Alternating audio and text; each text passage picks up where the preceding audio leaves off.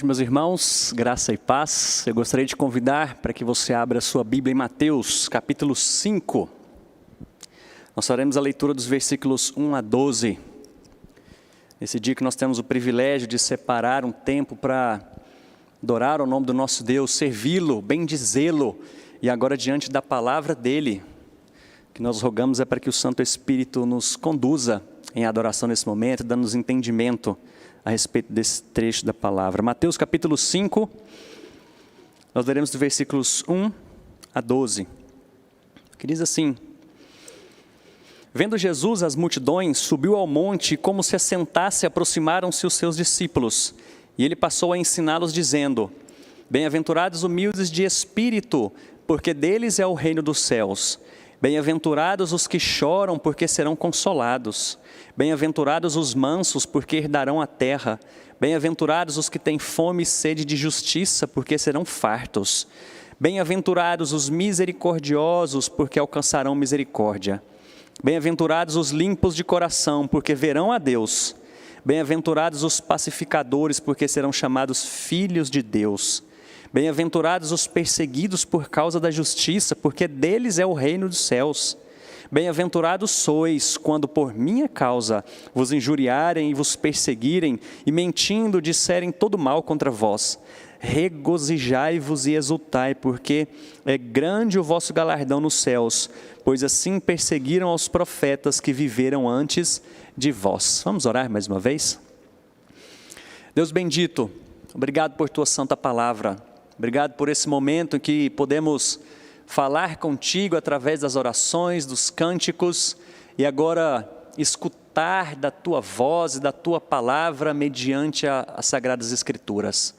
Que o Senhor nos conduza, ó Pai, e o intuito de estudarmos essas bem-aventuranças é aplicá-las dentro do nosso lar. E eu rogo ao Senhor para que sempre mantenhamos o nosso olhar fixado em Jesus Cristo.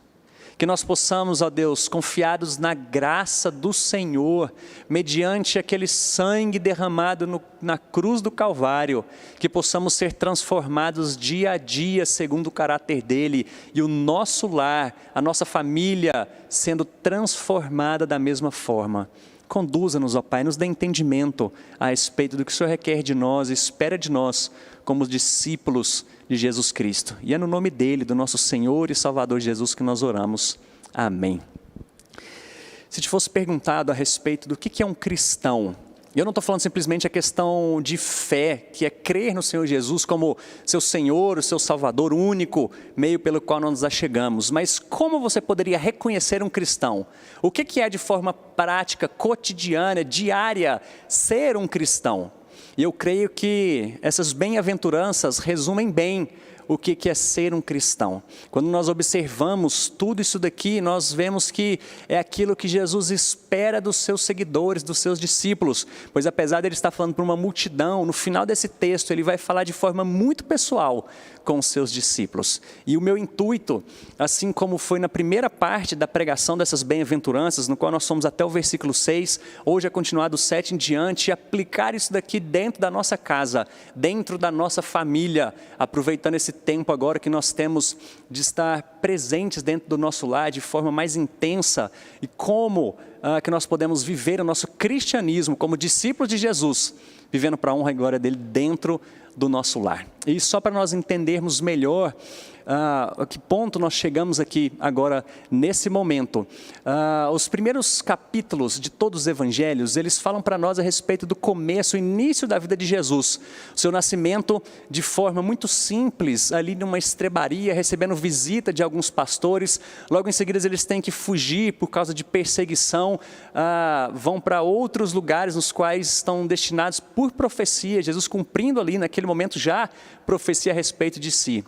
E a Bíblia nos afirma que ele crescia em graça, em conhecimento e estatura diante de Deus. E assim então a sua vida continua, o tempo vai passando, Jesus agora então é batizado, logo em seguida ele sofre a tentação no deserto, durante aqueles dias ali, pelo qual ele é tentado por Satanás, e passa esse período, então tem a escolha dos apóstolos, e agora muda completamente o ministério de Jesus, no qual ele começa, e todos os discípulos ali começam a realizar muitos milagres, muitos feitos diante do nome dele, diante do nome do Senhor, e o nome de Jesus Cristo agora passa a ser conhecido não somente naquele local, mas por todos os ambientes, por onde ele passava, e a história de Jesus começa a ser conhecida, as multidões se achegam a ele, não somente para conhecê-lo, mas às vezes atrás de algum dos milagres, algum dos feitos que próprio Jesus e os discípulos faziam ali.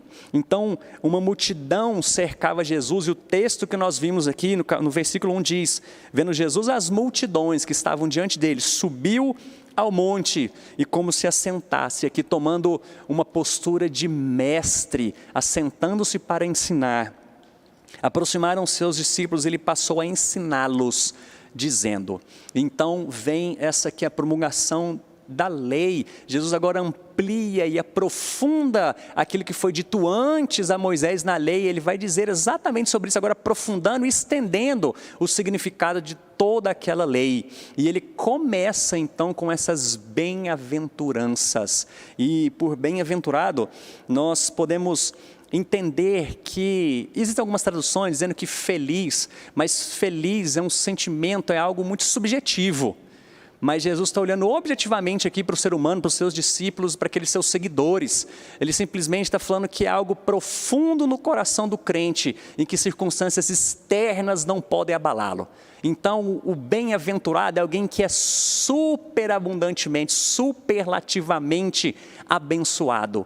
Se nós traduzimos isso aqui por feliz, entenda que é alguém que é extremamente abençoado e que circunstâncias externas não podem abalar essa alegria e felicidade do cristão. Isso é ser bem-aventurado. E então, só relembrando aqui, essas bem-aventuranças, elas não são um conjunto de leis pelo qual o crente pode ser salvo. Se alguém seguir essas ideias, essas regras aqui, ele não vai ser salvo. Pelo contrário, Jesus estava falando para pessoas que já haviam sido alcançadas por ele. Isso aqui é o que Jesus espera dos seus seguidores. Então, isso aqui não é um conjunto de regras para que você seja salvo. Mas visto que você já foi salvo, é o que Jesus espera que você seja como discípulo, como seguidor dele. Então, a gente pode perceber também que além disso, isso aqui é diferente dos dons que Deus distribui. Porque dons Deus dá a cada um conforme a sua vontade de maneira diferente. Agora as bem-aventuranças, assim, semelhantemente, como fruto do Espírito, não é algo que eu escolho, não é algo que eu marco um X ali, esse humilde, eu acho que eu tenho mansidão, não, Deus não me deu isso, de forma nenhuma. Isso aqui não é um jogo de múltipla escolha, mas o cristão deve ser desta maneira, porque é assim que Jesus espera. Assim como todo fruto do Espírito que nós vamos encontrar, Paulo falando a respeito disso, é o que Jesus está dizendo aqui, que ele espera que nós possamos desenvolver isso na nossa vida. Então, diante de uma retrospectiva aqui, e o texto parece nos indicar uma certa progressão, porque ele fala lá, bem-aventurados os humildes de espírito. Eu vou passar rapidamente por essas primeiras aqui, porque nós já falei sobre isso aqui alguns domingos passados. Ele então fala, bem-aventurados os humildes de espírito, que são aqueles que reconhecem a sua falência diante do Senhor. São aqueles que percebem que não têm exatamente nada a oferecer para o Senhor diante da sua salvação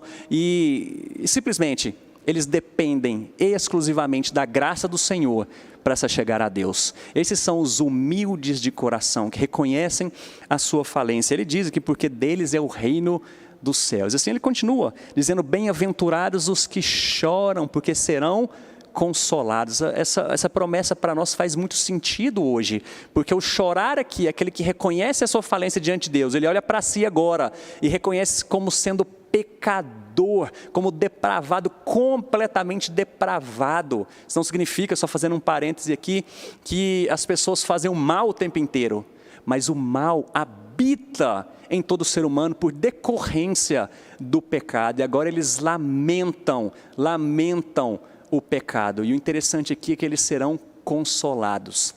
Essa semana uma frase ficou muito conhecida aí, entrou nos tópicos mais comentados das redes sociais, né, de algo que o choro é livre. E eu, tanto quanto eu, como o pastor Erle, nós fizemos algumas reflexões nas nossas redes sociais, principalmente no Instagram, a respeito disso, pensando exatamente nesse texto, que o choro é livre para o cristão. Porque nós olhamos para nós e reconhecemos quem nós somos diante de Deus, aquilo que habita em nós, aquela luta que nós temos, nós precisamos chorar e lamentar por cada pecado conhecido da nossa vida. E a promessa que nós recebemos aqui é que nós seremos consolados. Então, passa-se para o próximo dizendo, bem-aventurados mansos. Não é simplesmente olhar dependente da graça de Deus, olhar para nós como necessitados dessa graça e pecadores, mas nós olhamos para o próximo e vemos também, olhamos para o outro e o vemos dessa mesma forma, e por isso nós precisamos agir com mansidão. Ele diz, porque esses mansos herdarão a terra. E assim, ele segue para o próximo dizendo, bem-aventurados que têm fome e sede de justiça, porque serão fartos. Essa justiça moral, essa justiça social, vendo tudo o que acontece diante de nós, e agora nós temos fome e sede, desejo de uma vida reta, e de que a justiça de Deus seja aplicada em todas as dimensões da existência humana. E quando nós temos fome, a gente não vai, por exemplo, num posto de gasolina. Quando você tem fome, você não vai num parque de diversões, você vai no lugar correto. E quando nós temos fome e sede de justiça, nós vamos naquele que se fez justiça por nós. É em Cristo que nós temos essa fome e sede de justiça saciadas. Então nós entramos aqui no ponto em que nós continuamos essa exposição que diz, bem-aventurados os misericordiosos, e a promessa é, porque alcançarão misericórdia. Os misericordiosos são aqueles que compadecem do próximo para socorrê-lo, aqueles que têm uma disposição para mostrar compaixão para com os culpados, necessitados e sofredores. William Barclay, ele traz uma definição muito bela a respeito do que é ser misericordioso. Ele diz, é aquele que tem a habilidade de entrar direto na pele de outra pessoa, até que possamos ver as coisas com seus olhos, pensar coisas com a sua mente e sentir as coisas com os seus sentimentos. Isso é ser misericordioso. Hoje pela manhã, nós ouvimos uma exposição exatamente a respeito desse termo aqui, do que é ser misericordioso, baseado na história do bom samaritano, Jesus contando a respeito disso e mostrando uma vertente dessa área de ser misericordioso, justamente pensando na questão da justiça social, condescendendo com as dificuldades, com os necessitados, com os sofredores. Mas eu quero também mostrar para você um outro lado a respeito de ser misericordioso, porque não envolve simplesmente o saciar essas necessidades e olhar para o outro e sentir como o outro sente. Mas quando nós vamos, por exemplo, para Mateus 18, e esse termo é muito utilizado aqui, o Mateus, né, vai falar muito, o Evangelho de Mateus vai falar muito a respeito da misericórdia. Mateus capítulo 6 fala sobre isso, Mateus 9, 12 e o 18 também fala a respeito disso. Eu quero que a gente possa estender ainda um pouco mais a ideia de ser misericordioso, porque Jesus fala. Quando a gente vai para Mateus 18, a gente vê a questão ali de como que nós tratamos a ofensa e aqueles que nos ofendem, os ofensores.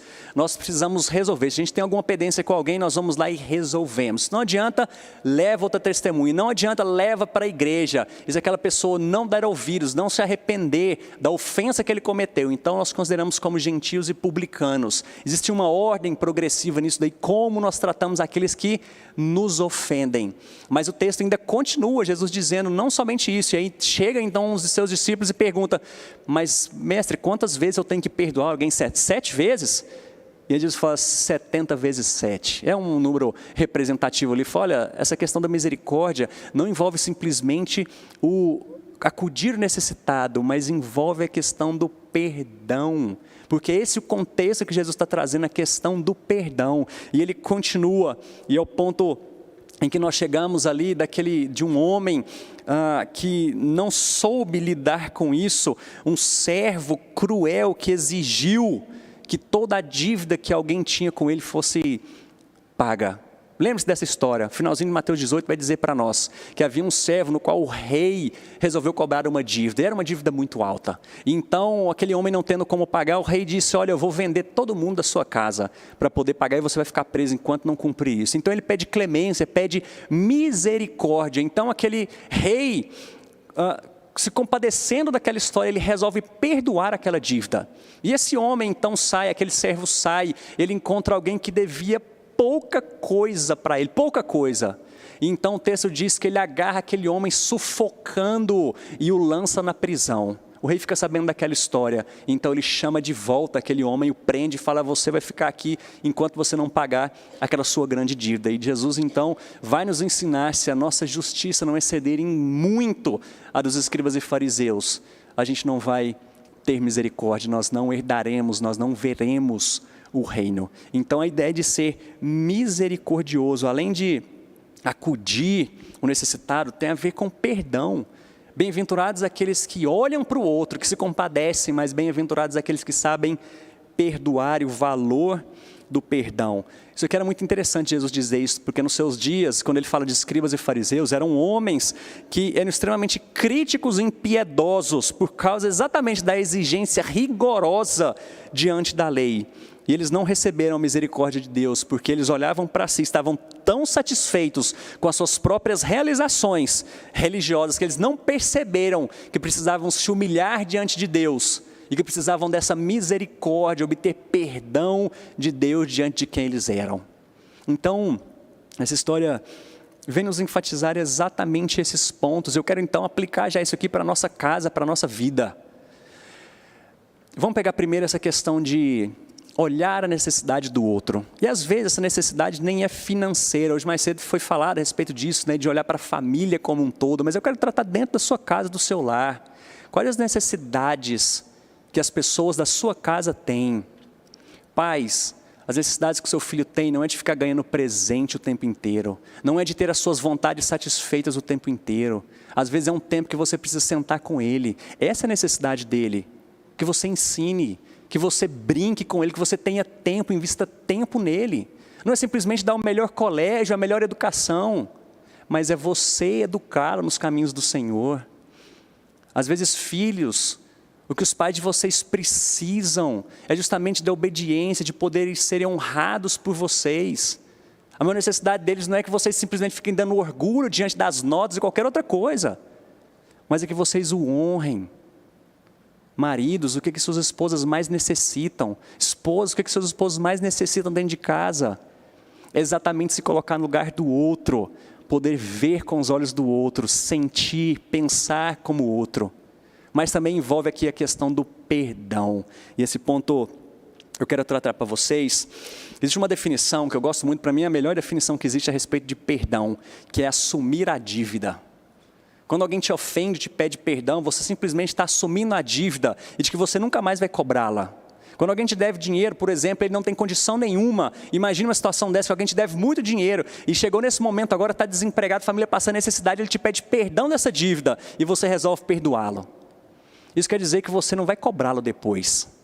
É exatamente esse mesmo ponto quando nós tratamos dentro da nossa casa a questão do perdão. O que acontece muitas vezes é que alguém simplesmente ou vai ali e pede, e não é simplesmente chegar nesse ponto e falar, desculpa qualquer coisa, viu? A gente tem que ter noção do que nós fazemos de errado. E quando nós pedimos perdão, aquele que foi ofendido, diante da palavra do Senhor, ele perdoa e assume esse prejuízo. Porque ele foi ofendido, mas agora ele não vai buscar mais vingança. Ele não vai buscar mais se retratar diante disso, agindo da mesma maneira ou de forma pior. Ele sabe perdoar porque é misericordioso. E a promessa que nós temos aqui é porque os misericordiosos alcançarão misericórdia. Tenha compaixão. Seja um servo na sua casa. Ore pelos da sua casa. O ponto que nós podemos ver diante disso daqui é quando nós olhamos exatamente para quem nós éramos diante de Deus. Inimigos. Aqueles que diariamente ofendem o nome de Deus, mas Ele sempre está disposto, de um coração arrependido, de nos perdoar. Esse é o ponto que Jesus está trazendo aqui, bem-aventurados os misericordiosos, eu quero trazer isso para a sua casa. Mas ele continua, ainda dizendo, bem-aventurados os limpos de coração, porque verão a Deus. Ele trata exatamente onde é essa limpeza de coração. Davi vai escrever muito a respeito disso aqui, Salmo 24, quem poderá ficar no santo lugar, quem poderá entrar nesse lugar, no templo do Senhor? Aquele que é limpo de mão e puro de coração. Então ele vai dizer um pouco mais para frente, Salmo 51, Senhor, cria em mim um coração puro e renova dentro de mim um espírito inabalável. Esse coração que nós encontramos aqui, de que a Bíblia traz para nós, é o centro do ser e da personalidade do indivíduo. É igualmente a fonte de onde brota tudo que sai e daí se segue. Inclui mente, vontade, emoções. A palavra considera o homem aqui em relação ao seu coração na sua totalidade. É holisticamente, inteiramente, tem a ver com o coração. E se tem algo que nós precisamos guardar, a Bíblia fala para nós, eu tenho certeza que antes de eu dizer isso aqui, você já completou essa história. Se tem algo que nós precisamos guardar, guarda o coração, porque dele procedem tanto as fontes de vida, quanto também aquilo que é mal. Então, guarde o teu coração. E quando nós vamos para essa ideia de limpeza, bem-aventurados limpos de coração, nós temos dois significados que andam juntos aqui, são diferentes, porém andam juntos. É a ideia de limpeza de algo que não é contaminado, algo que é puro, ou bem-aventurados puros de coração, mas tem a ver também em alguém que é reto, íntegro, que não serve a dois senhores, um coração que não é dividido. Então, quando a gente pega esses termos aqui, bem-aventurados, os limpos, é aqueles que são puros, no sentido de que é como se fosse um ouro purificado, tirado das suas impurezas. É como uma água cristalina, é como um leite que não foi contaminado. É como o trigo que foi retirado o joio, toda a palha, e agora ele está purificado.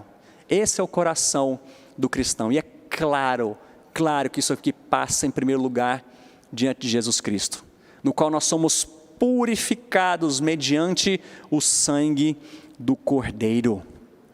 Mas além disso, e ele está falando aqui para cristão, o que ele espera de nós como cristãos, nós que fomos purificados em Jesus Cristo, agora o que ele espera de nós é um coração reto diante dele, é aquele que tem fome e sede de justiça, de retidão, de santidade, que não se mistura com impurezas desse mundo, mas também é um coração que não é dividido entre vários senhores. É um coração que tem somente a Deus como centro, como rumo, como a direção da sua vida. Aquele que descarta os seus ídolos mais profundos do coração. E entende que a sua vida é integralmente para o Senhor.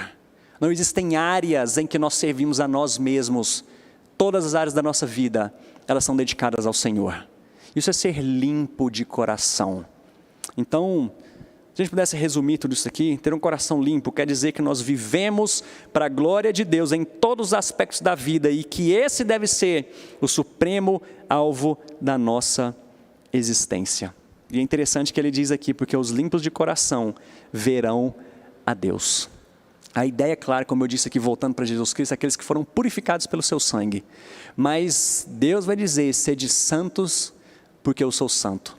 É a ideia de pureza, de limpeza que nós devemos buscar, não servindo a outros senhores, mas também a ideia de que se tem algo que te faz tropeçar, arranca e joga fora. É um pouquinho mais para frente desse texto aqui que o próprio Senhor Jesus ainda vai dizer, se o teu olho te faz tropeçar, arranca e joga fora. Se a tua mão te faz tropeçar, arranca e joga fora. Porque bem-aventurados são os limpos de coração, porque esses verão a Deus.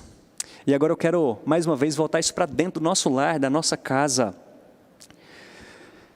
As pessoas que estão aí dentro, eles podem olhar para você e perceber que você é limpo de coração. Quais têm sido os seus ídolos? E nesse momento que nós vivemos, muitos ídolos têm se revelado. É dinheiro? É segurança? É simplesmente a saúde? Eu não estou dizendo que essas coisas não nos preocupam, mas o que tem ocupado o trono de Deus na sua vida, no seu coração? Você tem purificado os seus olhos, a sua mente? Tem purificado o seu coração diante de tudo isso que tem sido nos oferecido? Abstenha-se de todos os atos de impureza. E aqui eu quero abranger isso, e seja aquilo que você ouve, seja aquilo que você vê, seja aquilo que você lê. Cuidado. Não abrigue desejos malignos no seu coração e evite as ocasiões do mal. Ele então segue dizendo: bem-aventurados os pacificadores, porque serão chamados filhos de Deus. Um pacificador é todo aquele cujo líder é o Deus da paz, que aspira a viver em paz com todos os homens, que proclama o evangelho da paz e que modela a sua vida em harmonia com o príncipe da paz. É interessante quando nós olhamos esse texto aqui para os pacificadores, porque quando a gente olha para o Antigo Testamento, vamos lá para Levítico, e principalmente Levítico 7, fala a respeito das ofertas pacificadoras, ofertas de paz. E é interessante porque esse era o único tipo de oferta em que aqueles homens poderiam comer, que os sacerdotes poderiam comer. E aí era simplesmente a ideia de derramamento de sangue, para poder haver paz. Eram aqueles homens que eram intermediários entre Deus e o homem, e os homens e toda aquela população, o povo de Deus, Israel. Então, para haver paz, precisava haver derramamento de sangue. Então ali um animal era imolado. Eles assavam aquilo, era daquela oferta que eles poderiam comer e se alimentar. Agora isso representa claramente, apontando para nós aquele que viria logo depois, que vai dizer: eu vim para que vocês tenham paz. Paz. E ele então vai dizer: esse é o meu corpo que é dado em favor de vocês, comam dele. Olha só aquilo que era representado no Antigo Testamento, dessas ofertas pacíficas, agora sendo trazidas para Jesus, porque mediante dele, é o primeiro ponto que nós vimos aqui, nós só temos paz com Deus por causa de Jesus. Isso aqui eu creio que é muito claro para todo mundo que entende a respeito do cristianismo, entende a respeito de Jesus como um discípulo, que primeiro nós temos que ter paz com Deus, inimigos antes, outrora, agora temos paz mediante o sangue de Jesus. E agora em diante, nós não só buscamos essa paz com Deus, mas buscamos paz um com o outro. O que depender de vós, tende paz com todos os homens. Essa ideia não é o que depender de mim. Falar: olha, eu já fiz, eu não quero saber, ele não quer me ouvir. Não é isso não. O que depender de você, se esforce ao máximo para que tenha paz com todos os homens. Mas não somente isso também, quando ele fala a respeito de paz, ele diz: leve essa mensagem de paz, para que outros também possam desfrutar dessa paz e conhecer a respeito dessa paz. Existe uma diferença muito grande entre ter paz e ter trégua. Tréguas são opositores, inimigos ali que dão um cessar-fogo durante um tempo. É como se fosse num ringue, bate o sino ali, o relógio, e eles param, dão uma trégua por um momento e depois eles voltam. Paz não é isso. Paz não é a qualquer custo. A paz, ela dura. E é isso que nós buscamos, porque foi isso que nós recebemos. Eu não sei se você já parou para pensar. Diante de tantos congressos, tantos prêmios de paz no mundo, nós não conseguimos ter paz. Olha só, meio às guerras, às dificuldades, os problemas que o mundo tem.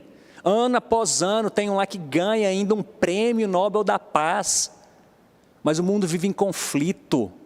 Sabe por que isso? Porque esse povo talvez esteja olhando para esse momento de trégua. Mas nós não podemos obter essa paz se o nosso coração não for mudado, transformado e obtiver paz com Deus.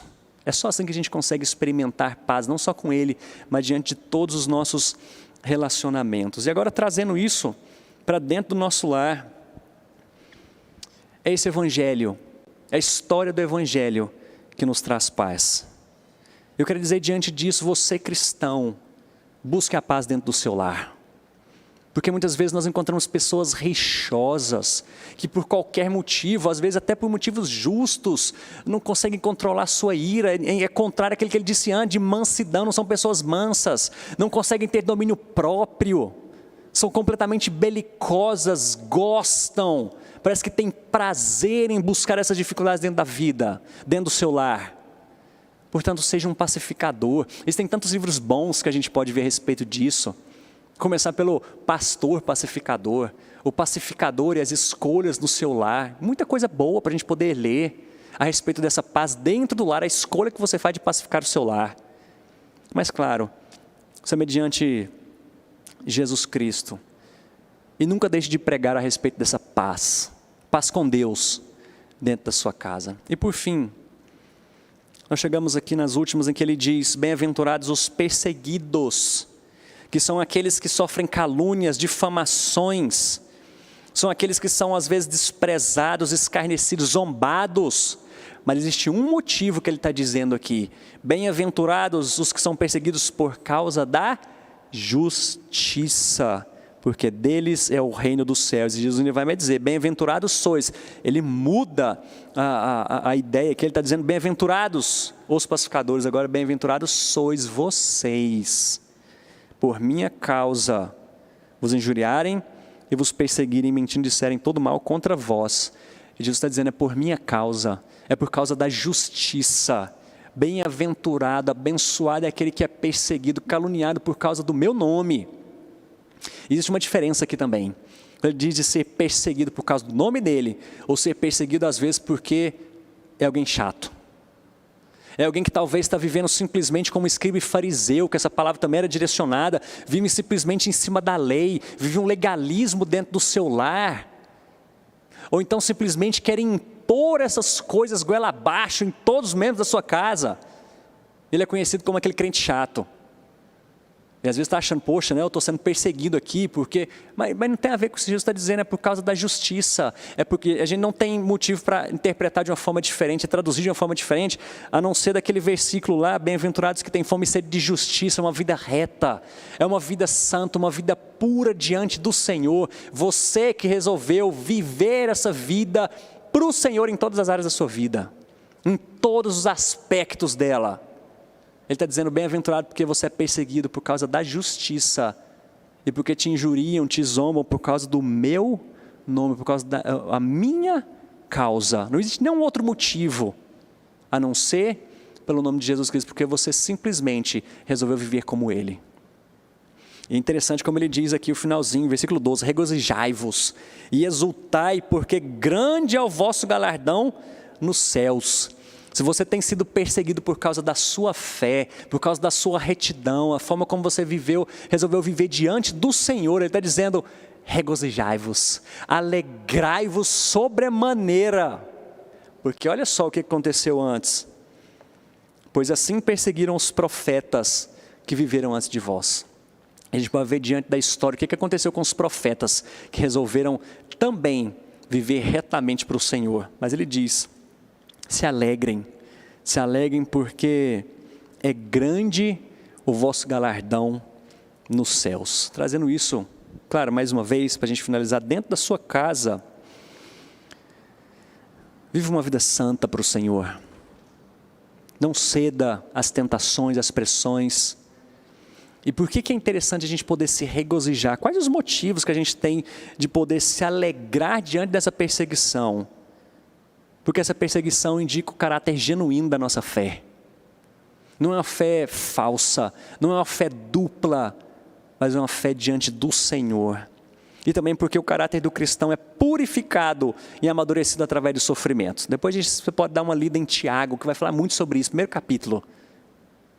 Considere motivo de grande alegria passarem por várias provações. Dentro dessas, ele diz aqui exatamente sobre isso. E por fim, porque essa grande perseguição, ela traz recompensa para nós diante do Senhor. Concluindo essa história, eu creio que a maioria que sabe, mas tem uma semana que o nosso filho Augusto nasceu, e quem tem filho novo, já teve filho novo em casa, sabe como é que é essa história: privação de sono, pressão em cima daquilo, é a família, né, ali que a gente tem que cuidar, ter um zelo. E diante de toda essa pressão, não só de casa, de um filho novo, aquele cuidado, privação de sono, mas todo o contexto que nós estamos vivendo. E aí essa semana, ao preparar esse texto aqui, isso começou a trazer um peso muito grande para o meu coração, porque eu falei: Senhor, quão longe eu estou disso daqui?